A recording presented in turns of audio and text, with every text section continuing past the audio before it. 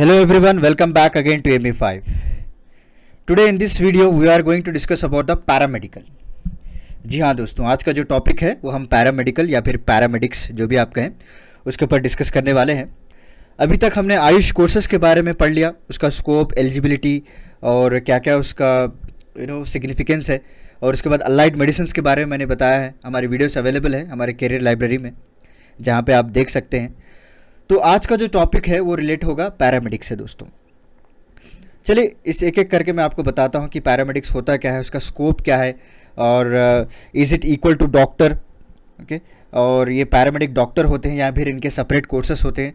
तो सारा कुछ हम इस लेक्चर में डिस्कस करेंगे, और apart from that employment opportunities के बारे में मैं आपको बताऊँगा।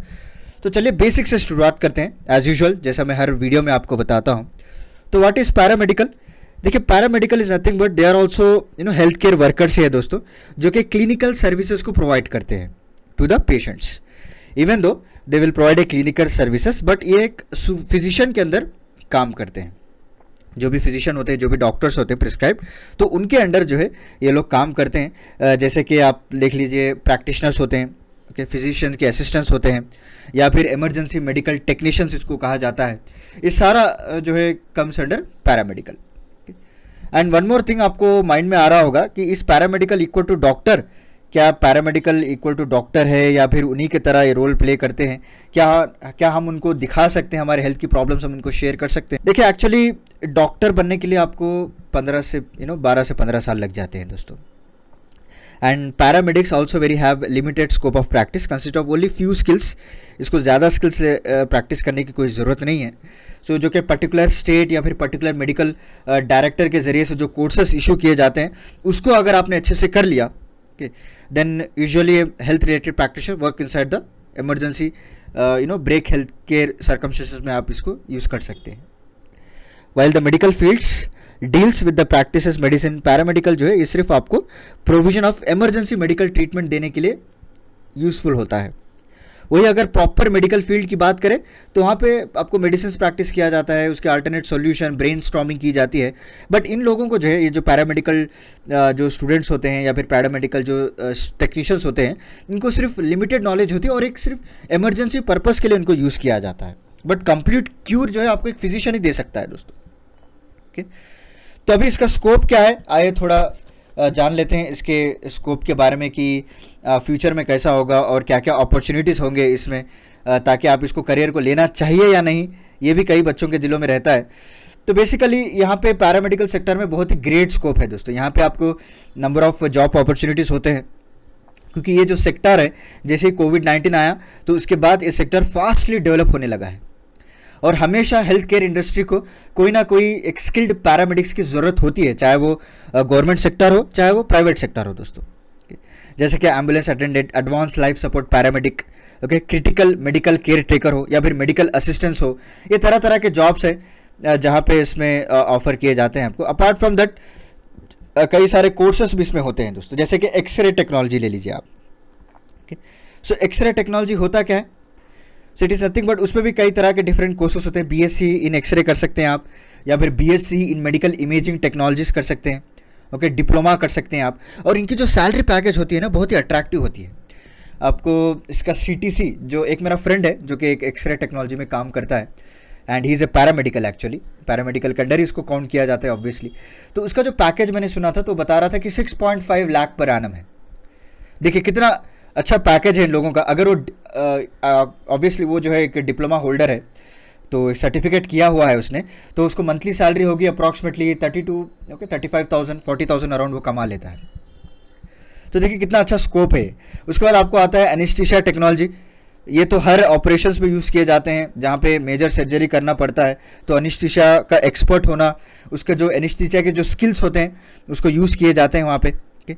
And it is also important because they keep on checking the patient health also, कि एक बार एनेस्थीसिया डाल दिया तो इसका मतलब ये नहीं कि उसको ऐसे ही हवा में छोड़ देंगे। उसको एनेस्थीसिया के साथ उसकी बॉडी किस तरह से रिएक्ट कर रही है, ये सारा कोर्स आपको सेपरेट कोर्सेज में डिज़ाइन किया गया है, जिसे हम डिप्लोमा इन एनेस्थीसिया कहते हैं, या फिर पोस्ट ग्रेजुएट भी है इसमें आपको, और बीएससी के थ्रू भी आप इसको जा सकते हैं। यहाँ पे भी अच्छी सैलरी मिलेगी। नेक्स्ट हो गया हमारा फिजियोथेरेपी दोस्तों। वहाँ पे भी आपको मसल क्रैम्प को क्यूर करने के लिए कई सारे फिजियोथेरेपिस्ट होते हैं। तो उनकी सैलरी पे अप्रॉक्सीमेटली 25 to 30,000 तक जाती है। उसके बाद डायलिसिस टेक्नोलॉजी हो गया कि जो डायग्नोस करती हैं आपके हेल्थ प्रॉब्लम्स को। तो अगर आप विदाउट एक्सपीरियंस, अगर आप सिर्फ एक सर्टिफिकेट डिप्लोमा होल्डर हैं इस टेक्नोलॉजी में, तो मिनिमम सैलरी आपको रहेगी 25,000।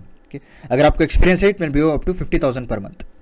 और नर्सिंग भी कहीं ना कहीं इसका एक पार्ट माना जाता है, even though nursing is not a major part of this paramedical, वो तो अलाइड मेडिसिन में आ जाता है, बट कहीं ना कहीं थोड़े ऐसे एक्टिविटीज़ होते हैं नर्सिंग के जहाँ पे इसको कंसिडर किया जाता है। उसके साथ मेडिकल लैबोरेटरी हो गया, जो टेक्नोलॉजिस्ट होते हैं, जो टेक्नीशियंस होते हैं, ये सारा कुछ मेडिकल लैबोरेटरी वाले जो चेक करते हैं, ब्लड टेस्ट वगैरह, ये भी इसमें कंसिडर किए जाते हैं। सो ऐसे बहुत सारे हैं दोस्तों जो को एम्प्लॉयमेंट अपॉर्चुनिटीज़ आपको प्रोवाइड करते रहते हैं कंटिन्यूसली। सो बेनिफिट की बात करें, देखिए पहला बेनिफिट तो मैंने आपको बता दिया कि it provides N ample opportunities. और अनदर बेनिफिट जो है मोस्ट इंपॉर्टेंट है, इसमें आपको डिप्लोमा के साथ साथ you have a options to go for post graduate also. जैसे मैंने आपको एनेस्थीसिया का एग्जांपल दिया था ना, वहाँ पे आप पोस्ट ग्रेजुएशन भी कर सकते हैं। ओके, और इसका जो कोर्स है ये आपको 6 मंथ से स्टार्ट होता है and it can go up to 3 years। Okay, 3 साल तक आप इसको कर सकते हैं। मतलब अगर आपने एक बार अच्छे से प्रॉपर कर लिया इसको, then you will have a lot of opportunities. तो अगर आप मुझे पूछेंगे which course is a best in paramedical, तो टॉप 10 पैरामेडिकल कोर्सेस मैं आपको बताता हूं दोस्तों। पहला हो गया MSc in community health nursing, ठीक है, क्योंकि जो BSc के बात करते हैं। उसके बाद आगे आपको ऑब्स्टेट्रिक्स एंड गायनेकोलॉजी नर्सिंग में आपको किया जाता है। उसके बाद हो गया साइकियाट्रिक नर्सिंग, हेल्थ नर्सिंग और पीडियाट्रिक नर्सिंग हो गया, pathology, anaesthesia and radio diagnosis. ये टॉप 10 पैरामेडिकल कोर्सेस है, इंडिया की बात कर रहा हूँ मैं, जहाँ पे आप अपना करियर को डेवलप कर सकते हैं। और ऐसा नहीं कि आपको जो है प्रॉपर ग्रेजुएशन ही होना है, उसके बाद आप इसको बेस्ट कोर्सेज को अप्लाई कर सकते हैं। कई सारे ऐसे पैरामेडिकल कोर्सेज हैं जो आप 10 क्लास के बाद भी इसको परस्यू कर सकते हैं दोस्तों। ओके, जैसे कि डिप्लोमा हो गया, 1 से 2 साल का रहेगा आपको इन नर्सिंग केयर, या फिर आपको नर्सिंग केयर असिस्टेंट बनना है जो कि 1 साल का कोर्स रहेगा। अगर आप आयुर्वेदिक सेक्टर में जाते हैं, आयुष कोर्सेज जो हमने पहले डिस्कस किया था, तो उसमें आपको 1 साल तक you can go for duration.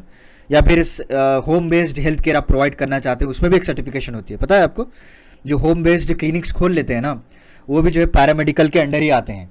वो लोग सर्टिफाई होते हैं इन होम बेस्ड हेल्थ केयर, और इनकी जो ड्यूरेशन होती है वो 6 महीने से 2 साल तक होती है। So this is about paramedical. I hope आपको समझ में आया होगा कि हमने सारा कुछ डिस्कस किया है कि व्हाट इज पैरामेडिकल, क्या स्कोप है इसका, राइट, और क्या क्या कोर्सेस होते हैं। मैंने आपको मेरा फ्रेंड का एग्जांपल भी बताया था, और बेनिफिट्स क्या है इसमें।